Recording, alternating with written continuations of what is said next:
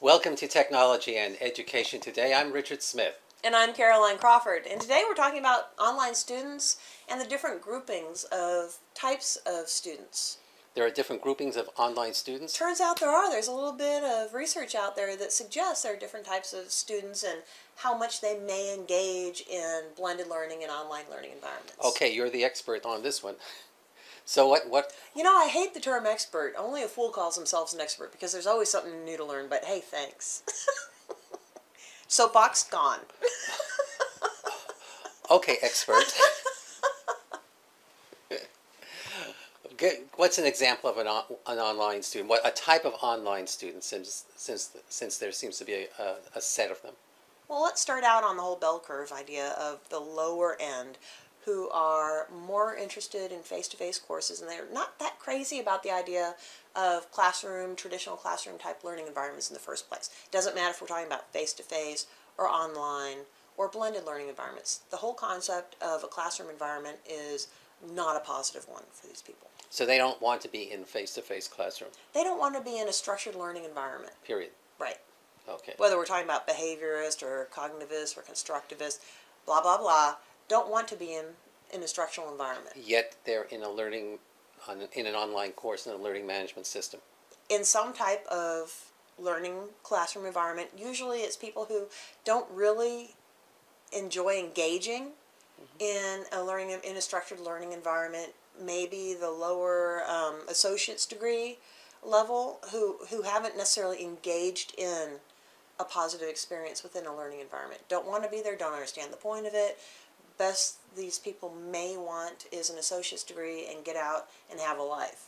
But they're still taking online courses. The preference is the face-to-face. Right. The preference is not an online type environment. Okay.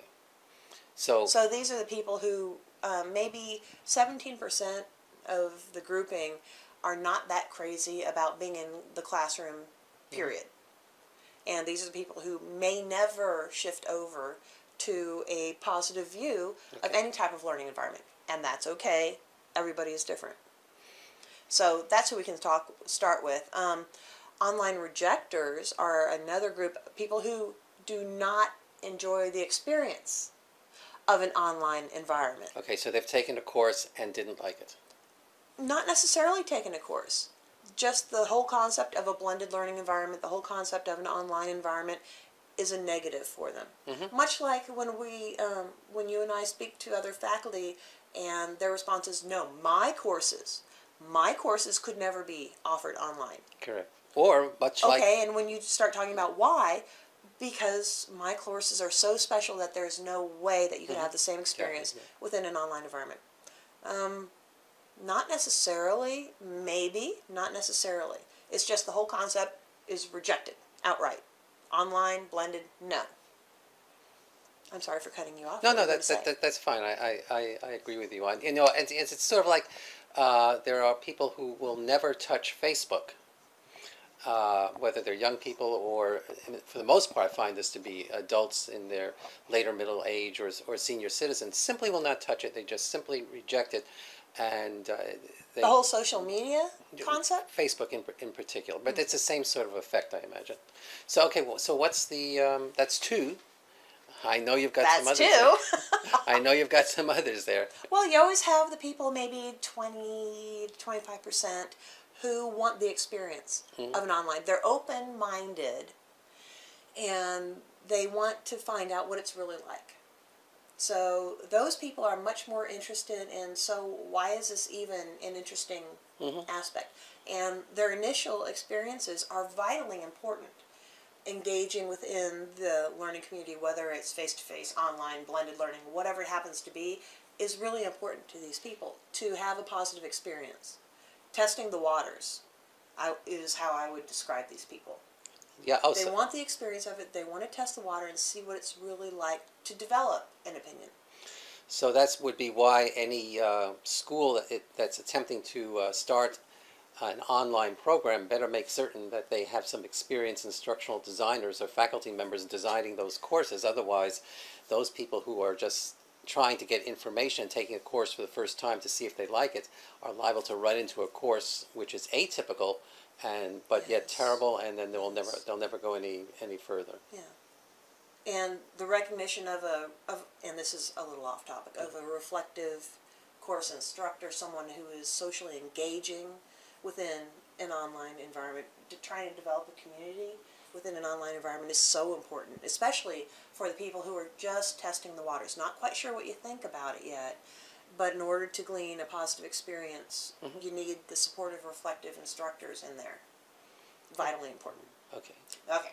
So, people who are even more open-minded, maybe, let's say somewhere around 30% of the population, they're much more open-minded in their thought process. Hey, this could potentially be a good idea. More so bought into the concept and the belief systems associated with different types of instructional environments. So they're much more interested in the knowledge obtainment of the community environment. It doesn't matter what type of environment you're actually focused in on, whether it's face-to-face, blended, online. And then there's people who are just never going to say no. Absolutely the best thing since sliced bread type group, who's maybe about 15% of the population, who absolutely bought in before it was even ready to be engaged within. So these would be the same type of people who would be using Google Glass, I imagine. Oh yeah, absolutely. Hey, best thing I've ever seen. Let's try it. Yes, yes, yes. Kumbaya. Yeah, yeah, yeah. Great idea. And those people are always going to consider whatever new innovation is being presented as the best thing since sliced bread. And they have bought into the concept of blended or online learning. Absolutely, absolutely, absolutely. Can't turn them against it, no matter how much the course, blended or online course, may need to be redesigned, no matter the quality of the instructor.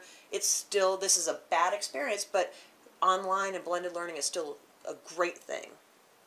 So there are 5 different types of online learners, and it's so important to recognize that all of these type of online students are in your classroom, are in the environment, walking in, testing the waters. Absolutely don't want to be there and trying to engage these type of students within a blended learning environment or an online environment is vitally important. Yeah, and I think that's why that... and it takes time and effort. Why the design of these courses is so important, that one shouldn't think simply because as a director of a online program that's going to be established, that simply because you've been made the director, that everything... They will come. They will come. That you know everything. It's best to do a little research into best to do a lot of research into the design of an online course, so that you can be prepared to meet the expectations of all the various types of students that are going to be enrolling in your courses, and you can retain them rather than have them reject what you are doing and lose them as students. As well as the instructors, as someone who's designing a course, absolutely check and see what kind of courses are out there. Take some courses so that you have an idea of what the positives and negatives within a course design structure may encompass.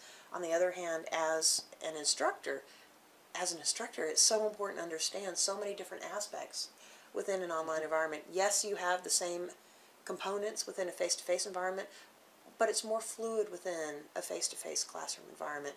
And within a blended and an online environment, it needs to be much more structured and recognized as vitally important by the instructor, and engage within the procedures that are necessary to develop that community, to engage the students, online students. All good points and thoughts to keep in mind. Well, thank you. For Technology and Education Today, I'm Richard Smith. And I'm Caroline Crawford. Bye!